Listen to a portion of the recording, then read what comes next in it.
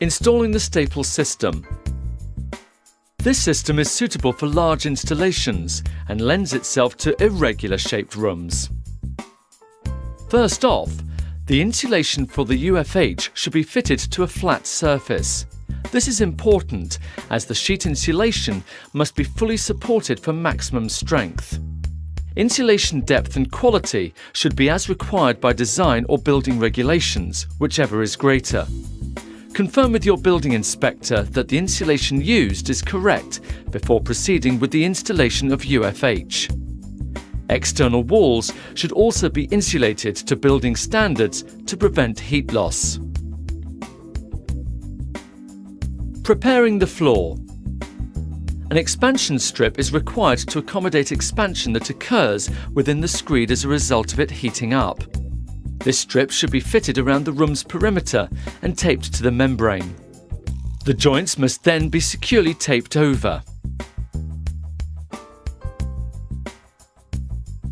Extra expansion joints may also be required at doorways and large floor areas. A polyethylene film 0.15 mm thick with 80 mm overlaps should be placed over the insulation. This barrier prevents the screed from contaminating the insulation. It also stops liquid screeds from flowing into gaps in the insulation, which potentially leads to floating the boards. Multiple circuits. A length of pipe has only a limited capacity to carry heat, so there is a limit to the effective length of a single pipe run circuit. When you have a large room, or the room is a long way from the manifold, it may be necessary to use a number of circuits. Placing the JG manifold centrally to the circuits will greatly reduce the amount or length of circuits needed for a particular installation. This will have a bearing on the cost and performance of a system as well. Installing the circuit. We have shown in the previous video demonstration how to connect to the manifold and run the pipework to the room you are working in. After running the pipe from the manifold or one room pack to the beginning of the circuit, we can start to lay the pipe. Once you have established the area of the floor the circuit will be covering, start laying the pipe and take extra care at the return ends when bending the pipework, as kinking the pipe through rough handling will mean having to renew that section of pipework. Tip: take care to keep the pipe nice and straight for the first length, as the use of a spacer will follow this line. You may need to use more staples on the bends in the circuit, depending on the grip the staples have in the sheet insulation. Remember, the circuit length includes the route the pipe takes to and from the manifold, as well as the area covered in the room. Having someone feeding the pipework from the coil is essential. Feeding the pipework from the bottom of the coil, staple the pipework about 75 mm from the perimeter. Take care to keep the correct distance between pipe centres. The use of a spacer batten placed between the pipes will help here. Because the pipes are 15 mm in diameter, subtracting this amount of room from the centres will give you the length of the spacer to be cut. Counterflow pattern. This is an example of the counterflow laying pattern. It may at first seem more complicated, but it's often easier.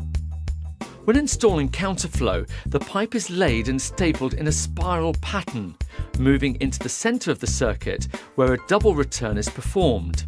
This means that the initial circuit has to double the designed distance apart. It's usually easy to install the returning circuit in the centre of the pipework runs by eye. Then the pipework is laid in the opposite direction, spiralling outwards from the circuit centre and between the incoming pipe circuits. The pipework is run until the circuit is finished. Serpentine pattern. This is an example of the serpentine laying method.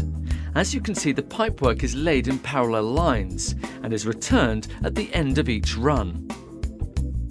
When the circuit is completed, ensure you have left enough space for any subsequent circuits to be laid. You may now run the pipework you are working with back to the manifold and connect it. A variety of screeds can be used, such as sand, cement or a flowing screed.